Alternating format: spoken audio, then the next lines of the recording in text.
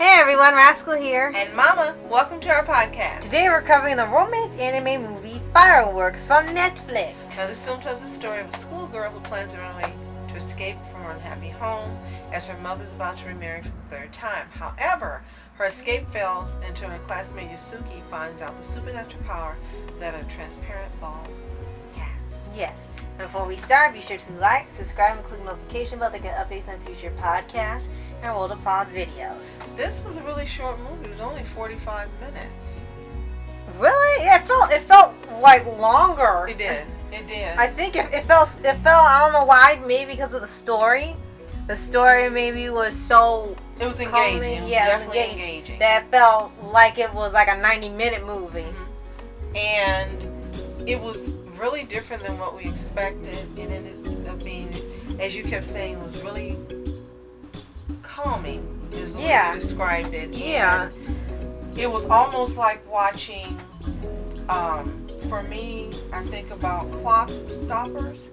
That's what it kind of reminded me of, where there kept being a different outcome. Oh, yeah. Based on this transparent ball that Yusuke uses to change the outcome by going back in time. Right. And he accidentally finds out how this works. Right. Now, here's the thing about the girl, though. She was actually liked by one of his friends. Right. Her name was it Azumi? I think, right? And yes. The friend was named Junichi. But he was a jerk. And he told her to meet him, and then he decided, and originally when it started, he told her to meet him. They were going to go to the festival together, the fireworks festival for a Japanese religious holiday. And then he goes out with his friends and says he doesn't care and doesn't want to meet her. And then things begin to happen differently because Yusuke doesn't think that's a nice thing to do. But the guy is a jerk. He really is a jerk. Yeah, it's like, what kind of friend are you? Variation, when it goes back, he's a jerk. It's like, this is not your friend, man. This is not your friend. So for here, what's really interesting about it is that each time that the ball is thrown, it goes back to the point he said he wishes that it's like if only he had done some event differently. When he throws it, he's teleported back to that point before he made the decision. Well, everyone is. Right. And then, but he's the only one that remembers it because he threw the ball. And for here, what was interesting is that it was one part time travel and one part alternate universe. Because it was showing, like, we would think he was time traveling, and then it was showing, like, he's like a multiverse. Like, he kept being in another universe where he made the different decision going off by theory. Right. And so that was actually really different. Yes, very. And what I really liked is, again, he didn't think what his friend was doing to this girl was right. Now, you're not sure if he has a crush on her in the beginning. It doesn't appear that he does, but it seems that every time he goes back in time and tries to help her escape from her mom and her stepdad, who just seem to be very, very cruel to her, uncaring, insensitive, just have no empathy for how she's feeling, and it was just, you couldn't help but want her to get away. As wrong as it might be in terms of running away from home, you just want her to get away from it. And it seems like in the course of trying to help her over and over, he falls for her. At least that's how it appears to me, that the romance blossoms from him constantly being around her and helping her. Yeah, because I don't think he really knew her that well from when it started out. And it turns out when we saw the events turn out differently, the reactions from when they switched off from him doing what he wanted to do before, her reaction was also different because she really seemed to be really liking him and he didn't even know it. So. True. And it was beautifully animated. It was very ethereal looking. Yeah, the animation was really fantastic, but especially when they get to the fireworks scenes. Oh, definitely. Because they have this part in here where there's an argument if fireworks, when they explode into the sky, are they flat or are they round? And when it gets there, they're flat! It's like, what? No, they're round at first because it fit the scientific explanation.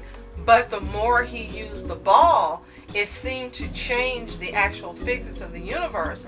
So that third time, instead of them being round, they ended up being flat. Right. And I think it was because he kept adjusting the outcome and changing the physics of the universe by using the ball. Right.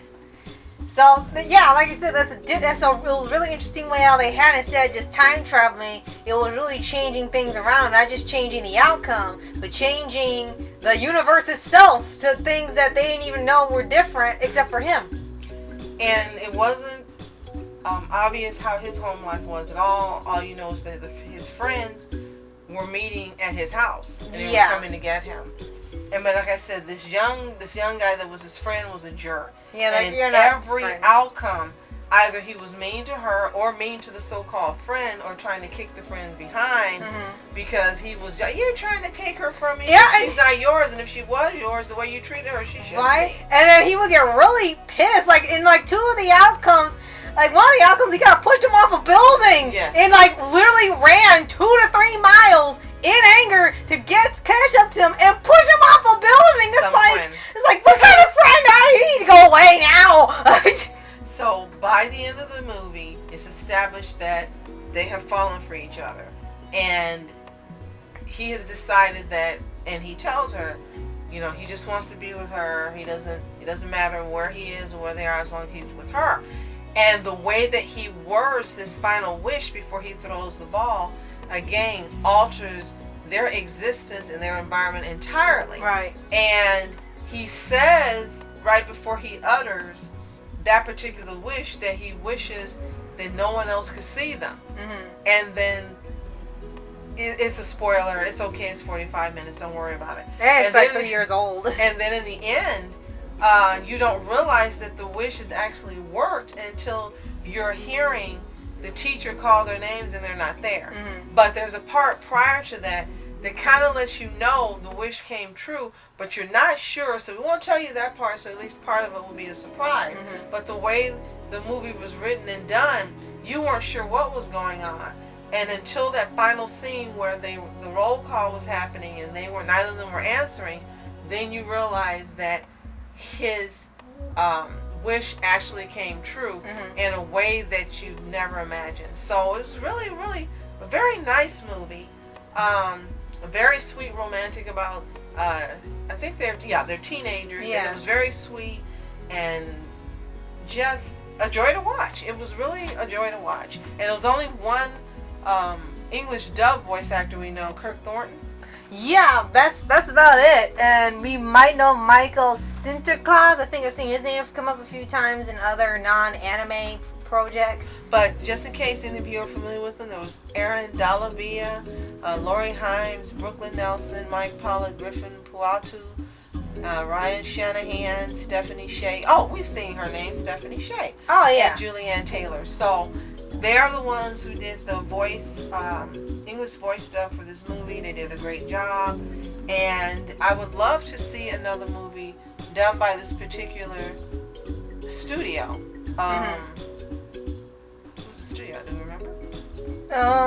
No, actually, they had at the beginning. I remember saying I think it was G Kids, I think, but I'm not sure what the entire company was named. But if you guys know, you can let us know in the comments, because it's like, wait, who did it? It appears on the pictures, but we haven't had a chance to look. So, yes, if you have not seen Fireworks right now, it's still on Netflix. Just go ahead, type it in the search, or go to Anime Movies, and it will come up.